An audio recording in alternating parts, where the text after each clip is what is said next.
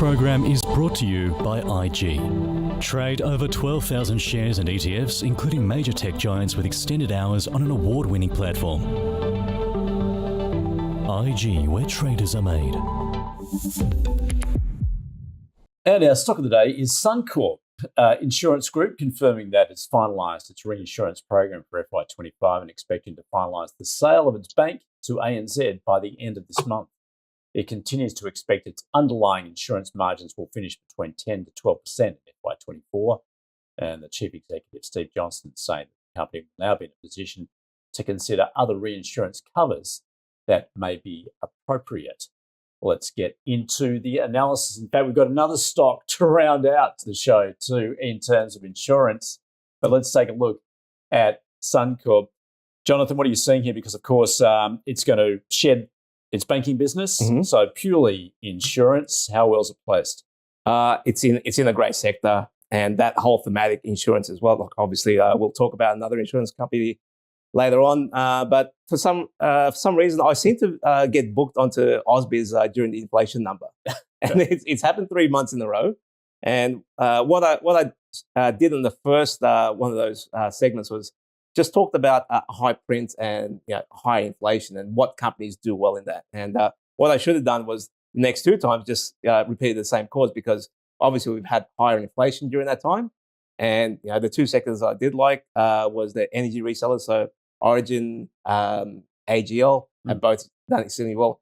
And in terms of insurance, it's very hard to find a bad chart out there. So it doesn't matter if you're an insurance broker or a top-line insurer. If you sell insurance overseas or if you sell insurance just to Australia, you've got a fantastic chart and a tailwind behind you. So obviously, I remember when health insurance even popped up there with Medibank Private, allowing them to raise the cost of insurance. So it's just Suncorp's in the right sector, and there's tailwinds behind it. I just don't see inflation, hitting that government target of 2% anytime soon, and I think they'll just keep raising prices into the future. So Suncorp, I'm quite bullish that, and that whole sector in general.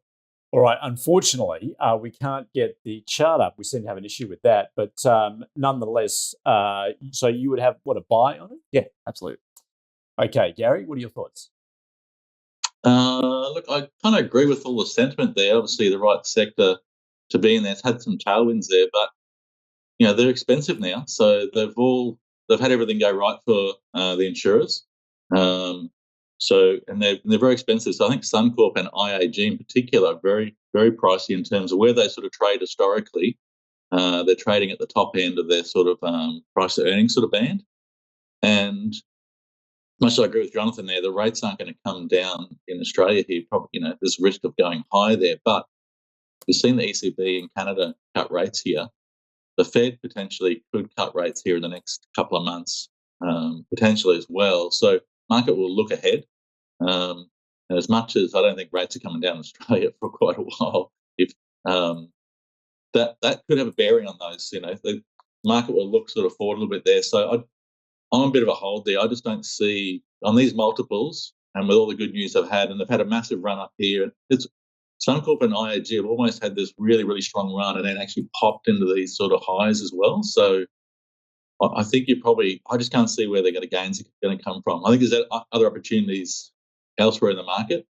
I just think these things are sort of not priced for perfection, but they're priced on the very high end at the moment of where they normally trade at. So, so I'm not sure the catalyst is going to come off there, but to me, they're a bit of a hold here. I've actually sold some IAG here in the last few days. I think that got really, really expensive. So Suncorp's not quite as expensive, but pretty high. But QBE is probably a little bit more value orientated there. But I'll still be a bit cautious about the insurers there. For me, they're a bit of a hold here.